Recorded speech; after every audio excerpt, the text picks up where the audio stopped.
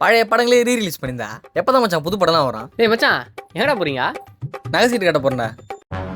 டேய் உங்களுக்கு எப்போ தானே புரிய போகுது? என்ன வச்சு மச்சான்? ஃபஸ்ட்டு நகை வாங்கி போட்டால் அழகாக இருக்குன்னு சொன்னானுங்க. நம்மளும் வாங்கி போட்டுக்கணும். அப்புறம் அந்த நகையை வச்சு காசு வாங்கிக்கலாம்னு சொன்னானுங்க. நம்மளும் அந்த நகையை சேட்டுகளை வச்சு காசு வாங்கிக்கணும். அதுக்கு மாதம் மாதம் வட்டியும் கட்டுறோம். இதனால சேட்டுக்காரன் பேங்க்காரன் கவர்மெண்ட் எல்லாம் சம்பாதிக்கிறாங்க. நம்ம நகை கொடுக்குறது இல்லாமல் அது காசும் கொடுக்குறோம். நம்மளை நல்லா ஏமாத்துறாங்கடா. டேய் 10 வருஷம் முன்னாடி நகலாம் யாரா போட்டுருந்தா? யாரா? லேடிஸ் மட்டும் தான் போட்டுருந்தாங்க. இப்போ பாரு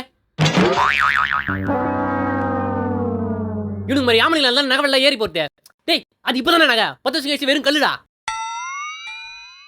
போடா அறிவு கிட்ட பசங்களா.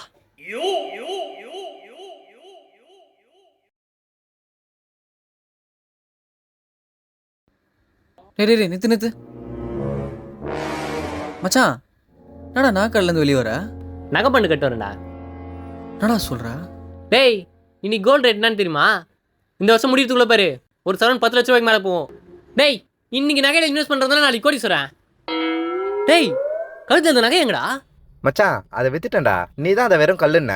டேய் 10 வருஷம் கழிச்சு அது கல்லு, அது வரைக்கும் அந்த நகை தான்டா. போயிட்டு வர பசங்களா போய் கோல்டில் இன்வெஸ்ட் பண்ணுடா போங்கடா.